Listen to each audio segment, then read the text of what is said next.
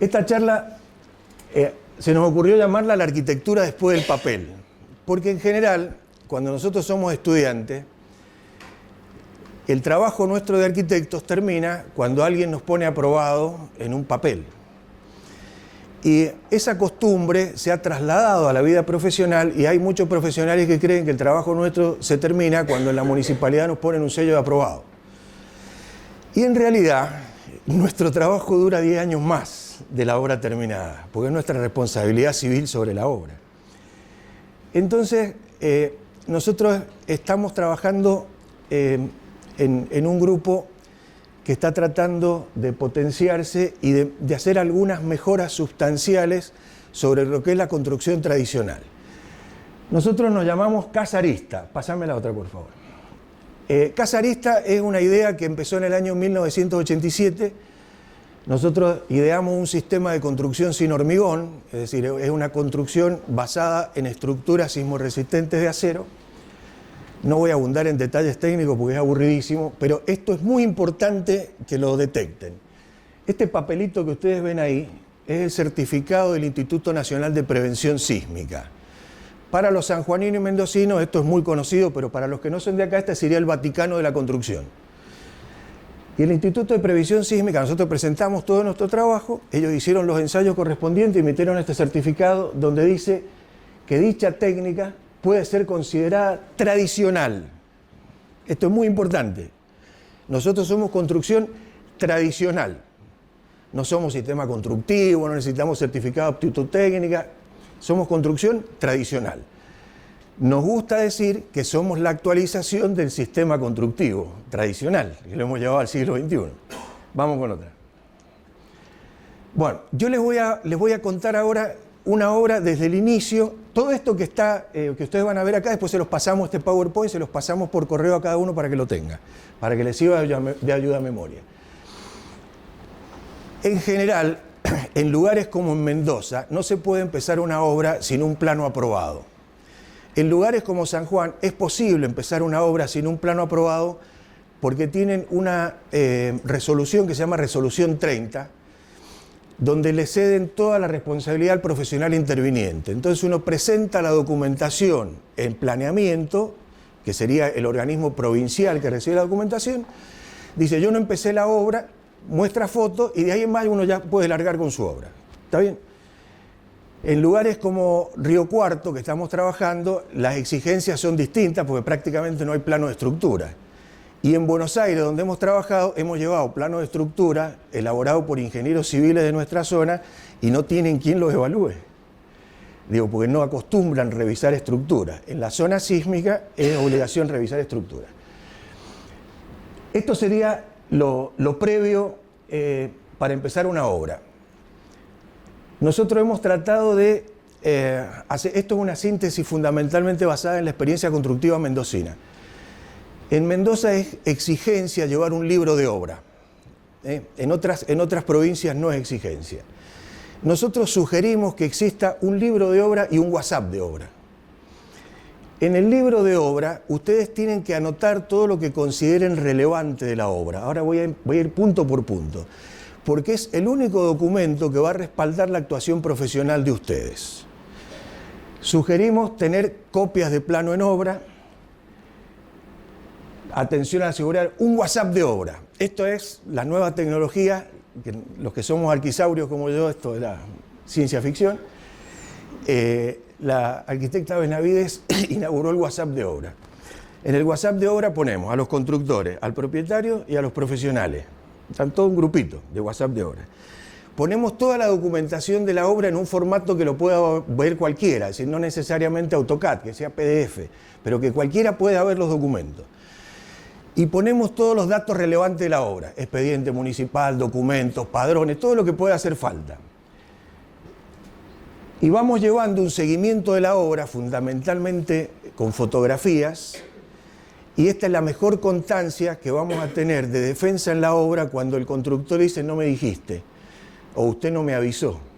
Acá hay varios constructores. O sea, acá queda todo registrado. Dale otra. Bueno.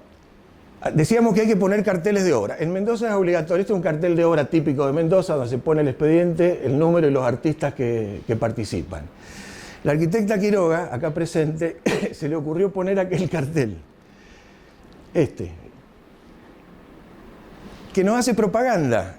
Y casualmente ese cartel consigue clientes. Este es de una obra de San Juan y es impresionante la cantidad de gente que viene y saca fotos porque este asunto de que le hacemos la obra más barata realmente es llamativo. Entonces esta sería la primera publicidad que nosotros podemos hacer a partir de tener una obra. No se olviden de hacer carteles de obra, aunque la reglamentación del lugar no la pida. Por ejemplo, Paulita Arias no tiene cartel de obra. Ya lo pusiste, no me mandaste la foto. Bueno, hay que hacerlo. Vamos a otra. Segundo tema. Nosotros hacemos la obra porque hay constructores. Estos van a ser medio amigos nuestros, no amigos del todo porque nosotros somos la policía de la obra. El director de la obra es la autoridad máxima de la obra. Nadie tiene autoridad por sobre el director de la obra. Pero sin estos muchachos nosotros no trabajamos. Entonces tenemos que tener como primer medida mucho cuidado con la seguridad de la obra, que haya equipamiento necesario para que estén seguros en la obra y que lo usen. Porque, por ejemplo, acá hay algunos constructores que le damos casco y los tienen en la moto. Y los cascos te salvan de un piedrazo. Pasó en la obra de nosotros. Bueno, estas son las medidas mínimas de seguridad según la UOCRA. Si ustedes tienen un constructor que mide 2 metros, que está allá, no le van a conseguir botas para el hormigón. Entonces se hace la bota con alambre y nylon. Pero acá está el mismo equipado convenientemente en obra. Vamos con otra. Cuando empezamos la obra, lo primero que nosotros hacemos es tomar posesión del terreno. Lo primero que tenemos que estar es seguro de que el terreno sobre el que vamos a construir es el de nosotros. Porque ha pasado más de uno que se metió en el de al lado o que la chingó con un lado y atravesó la obra con un lateral. ¿Cómo se hace para saber si el terreno sobre el que vamos a trabajar es nuestro? Hay que pedirle al propietario y al agrimensor que hizo la escritura que nos identifique el balizamiento del terreno. En general, en los loteos nuevos uno se encuentra con estas cosas, que no sabe de dónde a dónde está el terreno. Entonces, que lo identifiquen, que estén el balizamiento, y el balizamiento, si pueden, lo pintan con algún aerosol que sea reflectante como para no perderlo. Bien, todo eso se anota en el libro de obra, donde ustedes reciben, bajo responsabilidad del profesional agrimensor interviniente, el terreno. Digo, estos son fuentes de conflictos interminables, cuando no están claramente definidos los límites del terreno. Bueno, esté seguro de que el terreno es correcto, verifique los límites del amojonamiento, pida conformidades por escrito de lo relevado, y después tenemos que asegurarnos que el terreno tenga mínimamente agua y electricidad. Mínimamente agua y electricidad. En las obras aristas, la electricidad es fundamental, porque nosotros necesitamos soldar.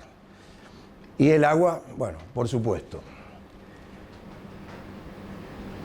Yo acá no lo he puesto, pero cuando ustedes van a tomar las decisiones iniciales de obra, tienen que pensar que a ustedes les van a mandar en camiones una casa desarmada.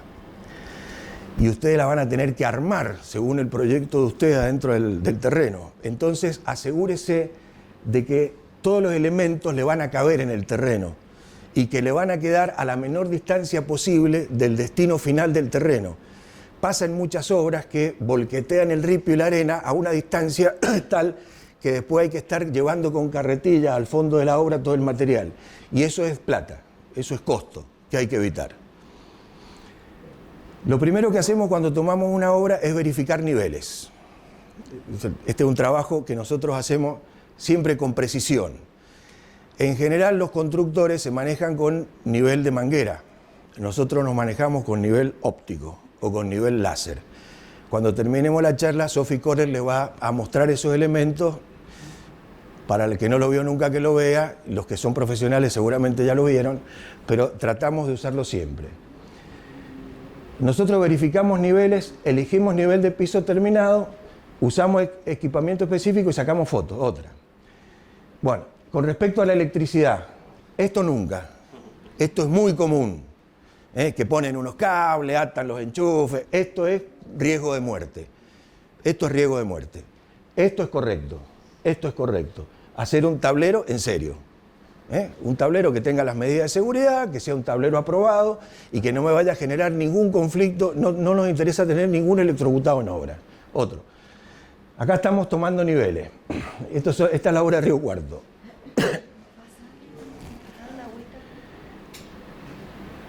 Esta flecha, esto siempre les digo yo a los chicos cuando van a hacer el primer trabajo de tomar niveles, esta mira, por allá hay una, la van a poder ver, tiene 4 metros de alto. Ojo con los cables, porque no queremos arquitecto electrocutado. Ojo cuando la izan. Acá están tomando niveles. Lo que nosotros hacemos es tomar niveles de referencia y garantizar que la estructura de niveles que nosotros hemos adoptado para la vivienda nos permite desaguar el terreno. Si no fuera posible desaguar el terreno, hay técnicas como para sacar el agua del terreno, pero en general preferimos que el terreno nuestro esté más alto que los niveles de escurrimiento. Vamos con otra. Está pinchado.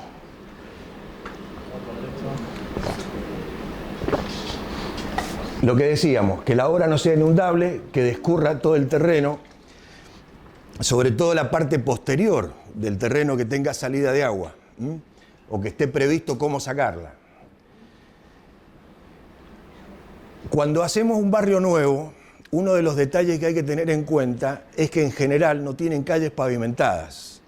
Y la base estabilizada más el pavimento en general suben 25 centímetros sobre el nivel del terreno que estamos viendo. Entonces tenemos que garantizar que nuestro piso terminado quede por encima de eso aún después de pavimentado. ¿Está claro? Bien.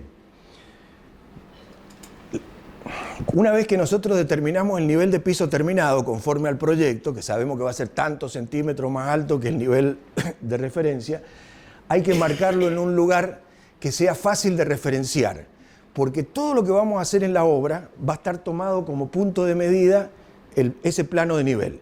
Nosotros sugerimos siempre marcarlo en algún hormigón que exista, en algún poste de luz, en alguna columna, y marcarlo con algún aerosol que sea bien claro, que se note claramente cuál es el nivel. En general, en Río Cuarto que hicimos una columna, sí. Lo tomamos una columna. Bien, píntelo con colores vivos y que todo el mundo sepa dónde está y regístrenlo en el WhatsApp, que no haya dudas. Que no haya dudas porque después va a venir el instalador sanitario y va a decir que no me da la pendiente. No tiene que haber dudas. Vamos con otra. Esto voy a hacer una referencia a los equipos de construcción que en general los conocemos de nombre y no sabemos para qué sirven. Básicamente estos serían los equipos de construcción que vamos a usar alguna vez en una vivienda individual. El primero, el más común de todos, es una retroexcavadora y cargadora. Retro porque excava hacia uno y cargadora porque levanta pesos. Esas tienen una capacidad de 1/4 de metro cúbico y sirven para zanjear, sirven para arrimar materiales a la obra. Esto es una vibrocompactadora manual. Esta la usamos sí o sí, de hecho los constructores nuestros la tienen como parte del equipo. Cuando nosotros rellenamos tenemos que lograr un nivel de compacidad en el terreno que sea suficientemente resistente para aceptar fundaciones.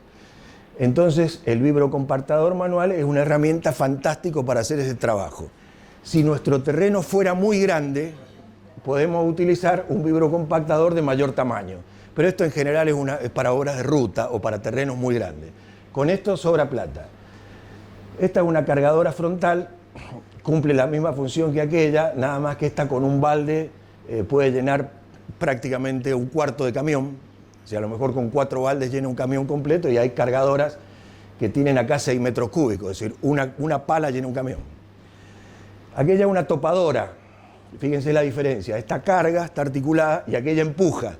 Eso es para mover tierra, eso es para mover tierra de un lado a otro con mucha potencia.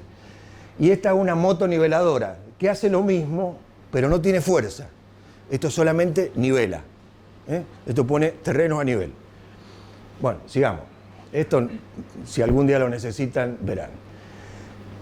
Una vez que nosotros definimos el plano de fundación, es probable que aparezcan rellenos. Si aparecen rellenos, tenemos que indicar claramente cuál es el margen de ese relleno, porque generalmente el propietario no quiere rellenar el terreno completo, rellena el sector de la obra. Una vez que tenemos el relleno hecho, tenemos que hacer nuestro cerco de replanteo, nuestro corralito. Entonces tenemos que tener claro que el corralito se hace después del relleno. Nos ha pasado en obra que han hecho el corralito y después han rellenado y nos quedó bajo tierra. Los rellenos depende de la altura. En general, la altura promedio en nuestra zona es entre 25 y 50 centímetros. Se hace por capas de 25 centímetros, con mucha agua y con vibrocompactadores manuales. Vamos con otra. Bueno, ese es un plano de un volumen de relleno. Ese plano está hecho con un SketchUp, lo pueden hacer con lo que quieran, pero les permite calcular el volumen de lo que van a incorporar. Entonces este es un dato muy importante para el propietario, porque en general los camiones que mueven alrededor de 6 metros cúbicos y usted puede decir qué cantidad de camionadas van. Primer dato importante, el relleno que viene en un camión viene esponjado, es decir, no está compactado. Entonces cuando ustedes lo compacten, va a perder volumen. Entonces el volumen que ustedes calculen en ese volumen de relleno inicial lo tienen que mayorar en por lo menos un 15 o un 20%, que es lo que van a perder por agua y por compactación. Acá están viendo un terreno que se está compactando, allá está el vibrocompactador y ahí está el terreno terminado.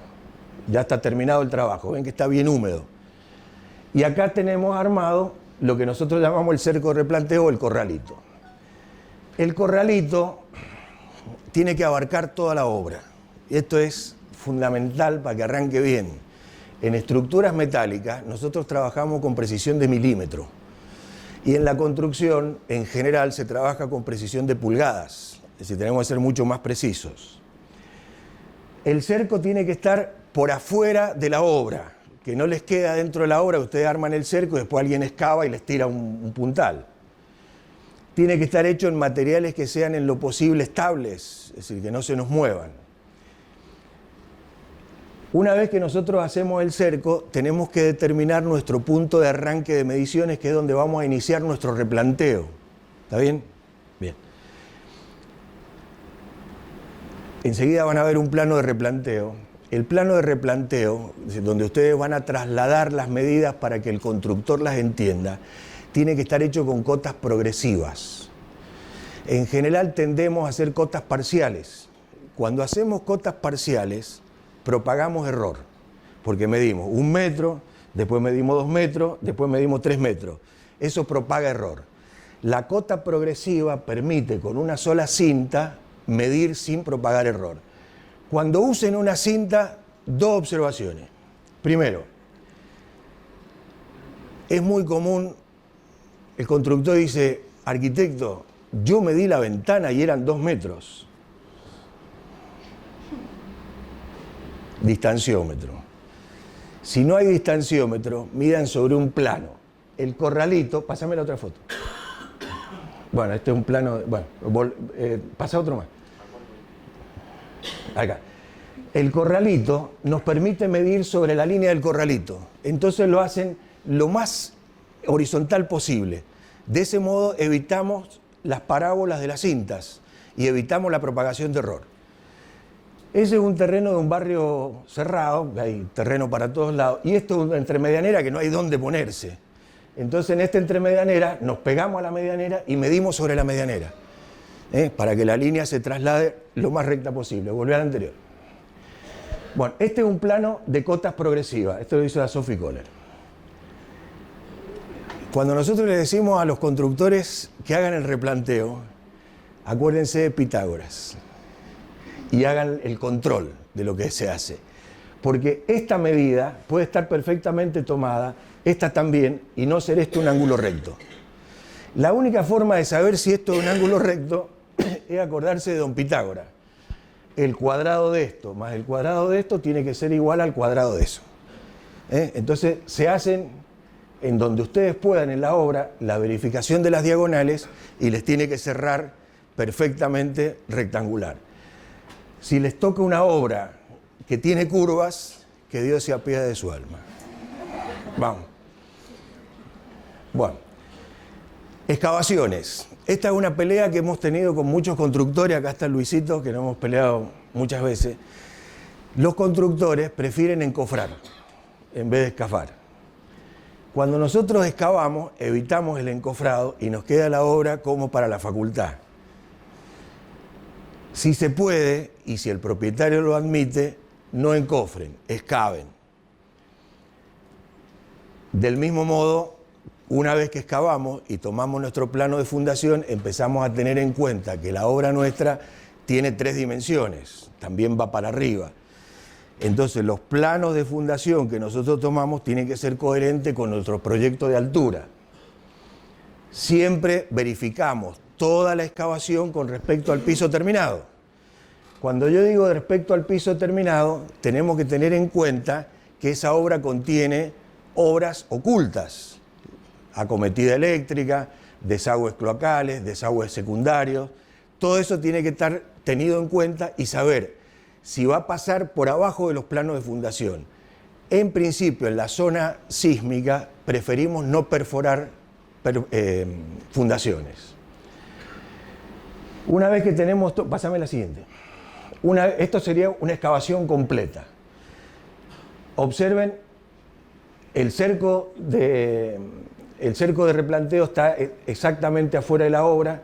Esto lo único que requiere es hormigón, no hay que encofrar nada. Eso es una buena compactación porque no hay desmoronamiento en la perforación. Y ustedes ven que aparecen acá unos pocitos un poco más profundos. Esos son los dados donde vamos a anclar la estructura metálica. Nosotros no tenemos columnas de hormigón, tenemos estructura metálica. Vamos. Una vez que nosotros tenemos resuelta toda la estructura, todo el plano de fundación, que ya lo tenemos excavado, deberíamos haber estado haciendo en paralelo todo lo que es el armado de estructuras. Para eso nosotros necesitamos interpretar el plano que hizo el calculista, que hizo el ingeniero. Entonces, primer dato a tener en cuenta, si el calculista dice la viga de fundación es de 25 por 50, no significa que yo tengo que poner los hierros a 25 por 50. Esos hierros van un poco más adentro y me permiten un recubrimiento de por lo menos 2 centímetros en su perímetro. ¿Está claro? Entonces, cuando ustedes le dan las medidas al armador, en general los armadores saben esto, pero deberíamos saberlo nosotros. Tenemos que achicar un poco las secciones. Si las secciones por una exigencia del cálculo no son modificables, hay que aumentar la excavación para que haya recubrimiento en las estructuras. ¿Estamos bien? No estoy haciendo líos, estamos claros, bien. Bueno, en general los arquitectos no se meten con las armaduras y las largan a que el armador arme. Los arquitectos nuestros se toman el trabajo de estudiar el recorrido de las armaduras. Pásame otra... No, bueno, no la tenemos, no importa. Tratan de estudiar el recorrido de los estribos, de modo tal de que con una sola pieza resuelvan el estribo completo. Esto lo hizo Nacho Cuervo en una obra y le ahorró 12.000 pesos a la propietaria. Digo, por ahí no suena significativo, pero es un muy buen dato para el propietario que nosotros le estamos cuidando la economía. Entonces, si ustedes pueden estudiar y mejorar el recorrido de las armaduras, es ideal. Bueno, una vez que nosotros hemos hecho la excavación, tenemos que fundar los anclajes de las columnas metálicas nuestras. Las columnas metálicas nuestras van a estar soldadas a una platina de este tamaño. Esta platina en general tiene 5 centímetros por lado, más grande que la sección de la columna. Esto lo hacemos por si hay algún ajuste en el replanteo, es decir, que no sea muy exacto. Si nosotros hacemos la excavación y hormigonamos esas columnas, en Mendoza no necesitamos inspección, porque no es un hormigón estructural. Y nos permite empezar la obra en Mendoza aún sin planos aprobados, porque no hemos hecho ningún hormigonado estructural. Nosotros estamos en el momento cero de la obra, sin planos aprobados y con los planos tramitando, y podemos levantar toda la estructura, porque nada queda oculto. Y el inspector, cuando viene a dar la primera obra, sigo hablando de Mendoza, nosotros tenemos todo a la vista para que él verifique y si hiciera falta, corrija. Otra. Bueno, esto es lo que yo hablaba recién.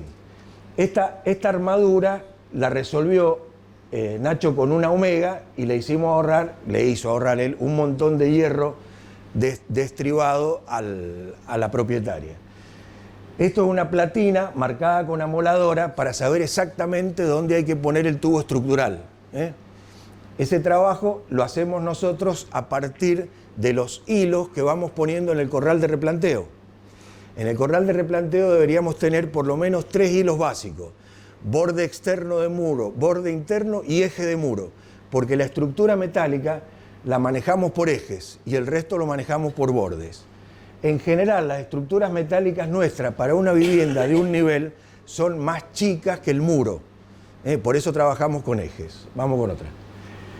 Bueno, hemos hecho la excavación, hemos puesto las platinas que ya están ancladas al piso sin inspección municipal y nosotros podemos empezar a izar columnas. Era lo que yo les decía recién. Cuando vamos a izar columnas, las columnas ya tienen que estar cortadas. Antes de cortar columnas, tienen que acordarse de que acá hay desagües en el techo. Si vamos a usar una cubierta liviana, los desagües no van a ser nunca menores al 10%. Es decir, si un plano de desagüe tiene 8 metros de largo, va a tener 80 centímetros en una punta. Y esa medida la tenemos que tener en cuenta cuando vamos a cortar los tubos. Si ha ocurrido en alguna obra que el arquitecto dice, cortame todo a 3 metros. Y después tengo que estar sacando 20 centímetros de este y poniéndole 60 del otro. ¿Está bien? Tratamos de no cortar. Esas cosas las planificamos antes. Decimos, esta es nuestro nivel de corte. Una vez que uno ha planificado su nivel de corte, nosotros podemos jugar con la altura de anclaje de la platina. La platina siempre va anclada en el nivel inferior de la viga. ¿Está bien? Para darle un cierto empotramiento a la columna en la viga de fundación. ¿Estoy haciendo lío o está claro? Está claro. ¿Para los estudiantes? Bien. Yo podría, esa plantilla, podría levantarla, esa platina, un poquito más alto para hacer esta compensación de alturas que le digo y hacer rendir el tubo que viene resuelto en 6 metros. Si trabajamos con tubos, vienen 6 metros. Entonces, por ahí tomamos 320, 280, nos da la pendiente y no le hacemos perder un peso al propietario. ¿Estamos? Bien. 320 y 280 da 7. 320 y 280. ¿Por qué no le pegas, por favor? Bueno, esto era lo que decía yo de variar levemente las platinas. Bien, nosotros paramos las columnas. Las columnas metálicas, primero, no vienen perfectamente rectas. Digo, a veces cuando las destruyen, tienen cierta curva. Segundo, la estructura metálica, cuando le da el sol, está viva y se mueve. Bueno, lo que nosotros sugerimos, cuando usted pare las columnas, use cualquier elemento metálico que tenga y las va anclando más o menos a 1 metro, 1,20 metros de altura, vinculando unas con otras, para que queden más o menos en su posición. Ha ocurrido en alguna obra que una columna que no estaba vinculada, el sol la giró y me sacó de vertical. ¿Está bien? Bueno, eso es muy importante, vincular las columnas entre sí. Bueno, las columnas, ya enseguida voy a hablar de la pintura en las columnas. Una vez que las izamos, es un vaso de 2 metros o 3 metros de alto. Si llueve, se me llenan de agua. Entonces siempre, columna que se iza, capuchón de plástico, que no se me moje por adentro. Esto nos diferencia de todo el mundo. Usted acaba de iniciar la obra y tiene toda la estructura resuelta. En una obra tradicional tendrían que estar armando columnas, levantando columnas, encofrando columnas. Y en general preferimos comprar hormigones elaborados. Este es un tema de presupuesto. Ustedes pueden demostrarle al propietario que acopiar el material, moverlo a la hormigonera, sacarlo de la hormigonera y colarlo, es casi lo mismo que traer un motorhormigonero con una bomba. Es un poquito más cara la bomba. Si podemos, con bomba o con carretilla. Si vamos a usar bomba, acuérdense que el brazo pescante de la bomba tiene un alcance determinado. Entonces tengan la seguridad de que van a poder arrimar la bomba a una distancia tal que les permita colar hormigón en el punto más lejano de la obra. Acá los sanjuaninos han tenido que poner adicionales para llegar a columnas que estaban a 30 metros del frente en una obra en Tres Medianeras. Es complicado. Bueno, antes de hormigonar, nosotros esto lo hacemos siempre. Impermeabilizamos la superficie de contacto. Siempre nosotros ponemos por lo menos un hormigón, un nylon de 200 micrones que va a separar el hormigón nuestro del piso. Poneme una foto a ver si se ve eso. ¿Lo ven acá? ¿Ven que está todo forrado con plástico? Eso evita la capilaridad ascendente. Es una maravilla porque me ahorra 35 millones de problemas en la obra. Si yo estoy trabajando en un terreno que tiene napas freáticas muy altas o estamos en una zona de mucha precipitación, el hormigón que vamos a usar acá tiene que estar aditivado con algún hidrófugo. Los hidrófugos es un aditivo que se pone al mate hormigonero en determinada proporción y diluido en agua, que nos permite que esto haga un sello en la estructura por expansión de hormigón y evita que ascienda la humedad. Si tienen que usar un hidrófugo, lean las instrucciones del fabricante. No son misteriosas, no son difíciles, las leen y hagan que se cumplan. No se confíen cuando le dicen yo sé cómo se hace, porque de uno a otro hay diferencias sustanciales. Vamos a otra. Debajo de las bases también. El nylon va siempre. Nosotros nunca hormigonamos en contacto con la tierra. Bien, bueno, los hormigones, después Nacho Cuervo le va a explicar los hormigones para el que quiera saber. Básicamente nosotros trabajamos con dos tipos de hormigón, con el H21 y el H17. El H21 para estructura sometida a flexocompresión y el H17 para contrapisos o con sistemas que tienen únicamente compresión. Después le damos las características. Vamos a hacer otra cosa, esto es un misterio de la tecnología. ¿Cuál es la proporción volumétrica de un hormigón? ¿Saben los arquitectos? En general no saben. Dice, che, tenés que hacerme un hormigón para vigas. Entonces el albañil lo mira y le dice, 5 por 1. 5 por 1 no va a quedar ninguno. Yo le voy a explicar una regla mnemotécnica que se olvida nunca en la vida de cómo es el hormigón de fundación, el hormigón de estructura. El hormigón de estructura en general, y con perdón de los ingenieros civiles, es 1, 2, 3. Del más fino al más grueso. 1 de cemento, 2 de arena, 3 de ripio. Cemento y agua, siempre lo mismo, 1, 1. 1, 2, 3 no se van a olvidar nunca más en la vida. ¿Está bien? Bueno. Todas las otras variantes es un poquito más cargado, un poquito menos cargado, pero siempre 1, 2, 3. Acá se los puse. Una vez que hormigonamos, los hormigones están vivos por 28 días. ¿Ustedes se acuerdan por qué el hormigón es resistente? En general, yo me acuerdo cuando nosotros éramos estudiantes, creíamos que más cemento hacía más resistente. Entonces una vez a mí se me ocurrió preguntarle a un profesor, digo, ¿por qué no la hacemos toda de cemento? Y el tipo abrió los ojos así, no entendió nada. En realidad el cemento es un ligante. Lo que nosotros hacemos es reconstruir una piedra, estamos tratando de reconstruir artificialmente una piedra, combinando diferentes granulometrías y metiendo un coloidal que suelda unas con otras. ¿Está bien? El cemento tiene que tener una proporción adecuada para que suelde todas las partículas y hagamos una piedra artificial. Esto ya lo descubrieron los romanos, ¿se acuerdan? La puzzolana. Los romanos usaban la ceniza de los volcanes, con eso hacían. Bueno, nosotros hemos hecho industrialmente el mismo proceso. Entonces, la proporción de cemento que nosotros utilizamos tiene que ser la adecuada. Y el proceso de endurecimiento es por hidroscopía. No sé si alguno una vez hizo una probeta de hormigón. La probeta de hormigón uno la hace y al día siguiente que empezó el fragüe se sumerge en un tacho de agua y se la deja los días suficientes para hacer el ensayo. En general se le hace a la semana y a las 4 semanas. Quiere decir que el endurecimiento se hace por incorporación de agua. Si ustedes no mojan un hormigón, el hormigón no tiene de dónde tomar agua porque toma agua del ambiente y se empieza a fracturar, es decir, el hormigón quemado. Y eso no sirve, no tiene ninguna resistencia estructural. Entonces, cuando hormigonen, mojen. y rompan con que mojen, porque en Mendoza y en San Juan el sol quema. O sea, hay que mojar.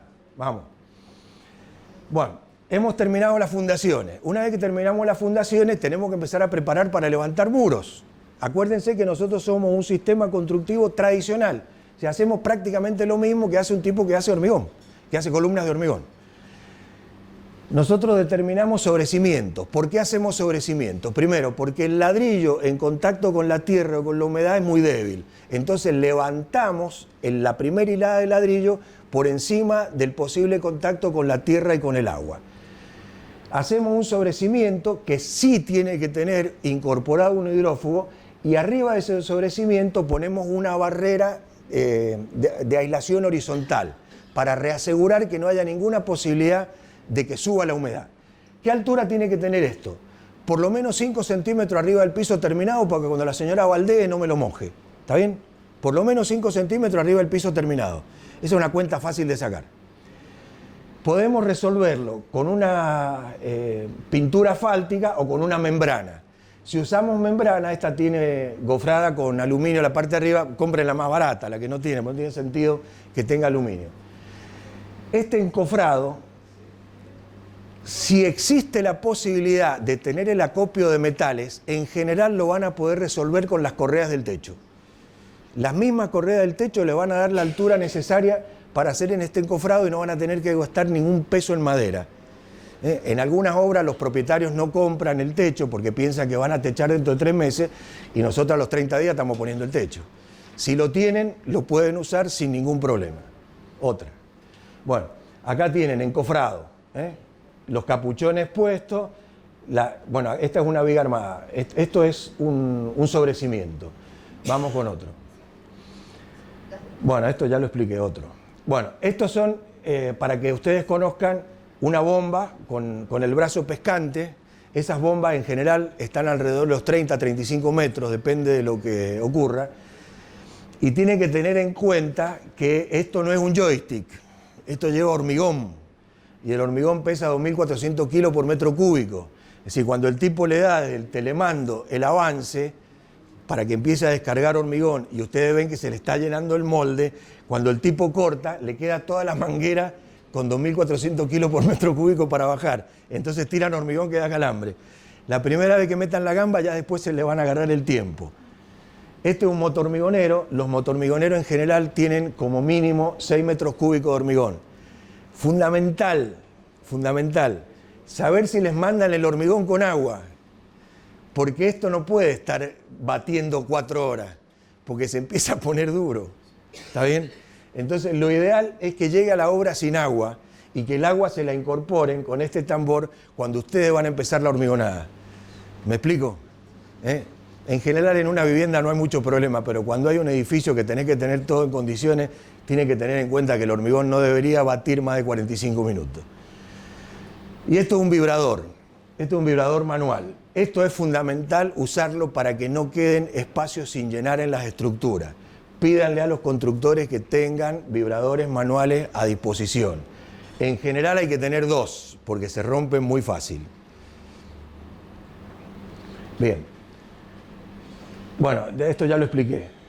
Bueno, acá tenemos un ejemplo de una obra donde ya se han hecho todos los ramales cloacales inferiores. Fíjense que no perforamos vigas. Cuando nosotros trabajamos sobre relleno, nos permite tener las distancias suficientes como para darle pendiente y desaguar toda la estructura. Otra. Esto es, bueno, esta otra pelea con los constructores. Yo siempre les digo, hormigonamos cimientos y hormigonamos contrapiso y sobrecimiento juntos. Siempre. Si por algún motivo no han terminado las instalaciones, podrían hormigonar sin dejar hormigonado el lugar donde van a hacer instalaciones. ¿Por qué insistimos nosotros en trabajar con un contrapiso hecho? Primero porque la obra es más limpia. La obra más limpia es más segura, porque me permite apoyar andamios, apoyar lo que yo necesite sobre planos bien consolidados, evito accidentes. La obra es limpia y una obra limpia es una obra más económica. Entonces esto es importante.